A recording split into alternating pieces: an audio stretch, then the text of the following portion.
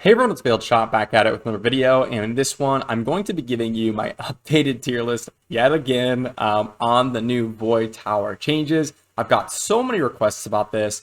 For those of you that don't know, there has been a new rotation for Void Tower. Previously, it was really nice to go ahead and just tank through all of Void Tower. You can pretty much run Charles Hackran and just run through it. Now, since the changes, they've added these different rune marks here. Which are Battle Spirit, which will do 3% of your max HP, stacking up to 50 times, which means if you get to 50, they're going to be doing 150% of your max HP, literally one-shotting you and another half of you if they get up to 50 stacks. Also, they're going to be dealing increased damage by 50%. And then there's a third one here, which we do not see, and that is actually for Mythic Tower. There's not a ton of you at Mythic Tower, but if you are, there's a third debuff that's characters are immune to poison on the enemy team. So you can't use poisons, really can't use tankier comps, can't use slower comps, and of course you will get one shot oftentimes if they're beneath 50% HP, even if they don't have the true damage here. So how do we tackle this? There's going to be a lot of strategies and videos coming out from me later on, but for the beginning, I just want to give you my initial impressions from the tier list. So that's going to be in this video. And if you do enjoy this content, be sure to leave a like, drop a comment, and subscribe. Let's go ahead and jump into that tier list. All right, so here we are at the tier list, and this is attached to my XP Jelly calculator. It's in the description of every single one of my videos. You're just going to go ahead and click on that link. In the bottom left, you'll see a bunch of tabs. You see the two tier lists here, but when you click on the spreadsheet, you only see the one. So I'm going to be removing this. I just wanted to show you some comparisons on how they changed before and after the Void Tower changes. And also, I wanted to mention that this is a tier list. It is subjective. This is for my personal experience and how I think these characters will play out in the upcoming Void Tower for the next month or so. Again, this will probably be changing every month. So I will do an updated video on this every month if it does happen to change again for the next rotation, because again, it's vastly different from the previous rotation. So let's go ahead and jump into the Void Tower tier list and what makes some of these characters really good. Well, previously, I just want to mention all the characters that were really tanky and allowed you to slowly churn your way through it. Characters like Charles, characters like Rog, and we can see here over on this this tier list here, characters like Mathasia, Brand the Brilliant, they were rating so highly. You can see Brand's at a 10, Blackhorn, Mathasia's at a 10, and then if we scroll down for some of the more less rare characters, Rog's at a 10. Charles is at a 10, and these characters were just able to slowly churn through the enemy's HP and eventually make you, win the battle after 20, 30 rounds. I've even gone to about 45, 46 rounds personally.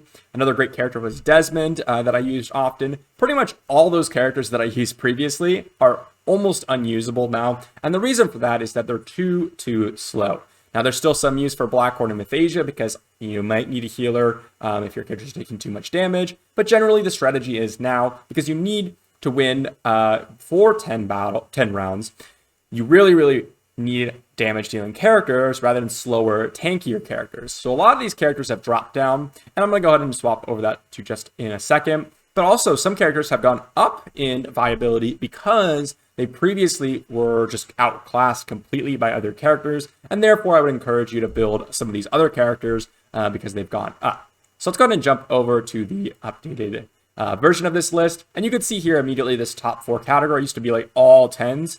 Now we have Brand at a 7. He still does really solid damage if you're able to stack up his passive, so I have him rated as a 7. Not one of the best, but definitely very usable. Blackhorn and Mathasia are still at a 7 because you may need healers. Despite the fact that you want to do a bunch of damage, you might want to bring in one healer, especially Mathasia with her revival. And then Cyrus, for example, has stayed at an absolute 10 because not only does she get buffed, but she's going to be one of the strongest characters to tackle some of those Mathasia/CC stages. Really high single target damage and really high burst damage that actually turns into an AoE. So she's an excellent character. Another character that's gone up a little bit is Ciara. I still think she's great in Void Tower, but I think some other characters sort of outclass her in this area because she's only a single target damage dealer. She has that AoE passive, but it's not as much as some of the other AoE damage dealers. Another character that got hit really hard is Gengello. So previously, the one that, the only person that completed Mythic Tower was 69, and he used a Gengello, Santis, Hackran, Blackhorn comp, I believe, and that was before the nerfs to those characters. And even now, they've changed it so you can't go really long rounds, so poisons take too long, and on top of that, they're immune to poisons in Mythic Tower. So Gengallo is basically useless for Mythic Tower, but before that, you can use him maybe a little bit. I still think he is just super weak, or a little bit below average here out of 5. And then Desmond, again, has taken a massive hit. It just takes too long to stack up the Plague. It may take 4 or 5 rounds. Between him hurting himself and then also him needing so much time to stack up those Plagues, he's going to die too quickly for him to be really reliable. Evelyn has actually gotten up a little bit boost. I'm not going to go through all of these, but I just want to mention a couple of them. And as you can see, most of the damage dealers took a big uptick, and then most of the supports took a big downtick because supports are too slow. One other one that I wanted to mention is like Corrupt Aurak, who is sitting at a 5 now, because what was he useful for? Well, he was useful for the true damage on every turn. Now, that being said, you may be able to run him in a stun set and increase this rating. Running a stun set is really solid. That being said, stun sets are super difficult to get in Gemini Dragon. So still out of 5 for me. Now, there's some characters that took up a big uptake, especially for the most recent changes. And one of them will be William. He's at an absolute 10. My desired comp for a lot of the new Void Tower changes is going to be like a Nathalia, Zatlix, William, Winstrex comp, a pure burst damage comp with counterattack so that we can continuously do damage and extra buffs and everything like that. William comes in massively there. Another one, Winstrex boosted a little bit farther up. Celestial Cane took a big uptick as well. Getting that full turn of invincibility could be super useful for you. And then also Rickard took a little tiny downtick. I still think he's still really good because he does have AoE true damage. So if you're able to burst out someone and then hit with Rickard's AoE true damage, I still think he'd be very good. Maybe a little bit too highly rated, but I still think he's solid. Another character that took a massive hit, and honestly is probably not going to be used in almost any of the new Void Tower comps, is Hakron, which is really surprising because he was literally at the top of my list for one of the most important characters to build, especially since he was useful in so many dungeons and also one of the most useful characters in Void Tower. But with the new changes, you just don't he doesn't really provide anything because you don't want to sit there stacking up max HP because it takes too long, and you also don't really want to taunt characters over and over again. And after that, he doesn't really offer anything besides a stacking defense, which they can cut through with true damage. So very hard hit for Hakron. He used to be at a 10, now he's at a 6. Nathalia got an uptick. Some other characters down here, Connor, some elites for you, got an actual big uptick. I think Connor is going to be an excellent choice for those people who do not have Winstrex. Another secret trick for those of you that are trying to out Void Tower, if you don't have Winstrex, you could try Shield Guard Orc. He's an uncommon or a rare, and he does have a mini version of what Winstrex buff does, a little bit of speed on his A3, I believe, so you can try that out. Another one, Charles and Rog are sitting at 5s and 5s, respectively. You could still use them, and they do a little bit of damage, and they are tanky in of themselves, but I think you just prefer straight up burst, high burst damage in order to clear through Void Tower now.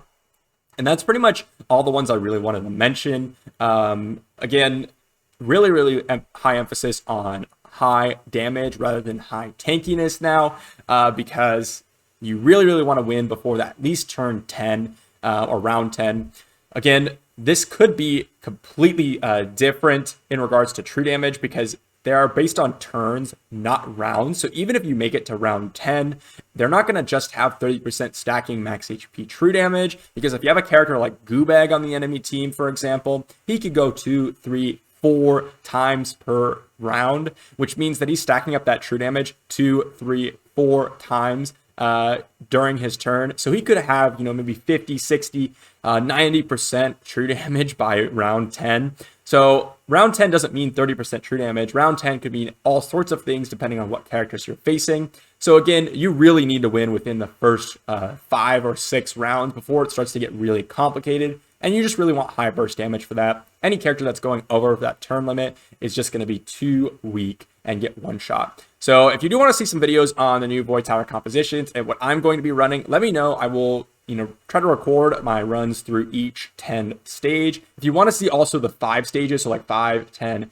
15, 20, or any exclusive stage, like maybe 36, let me know in the comments down below and I will mark them down and then record them as I'm clearing and show you the comps that I ran and how I dealt with it strategy-wise. So if you are enjoying these videos, be sure to leave a like, drop a comment, and subscribe, and I will see you for the next one.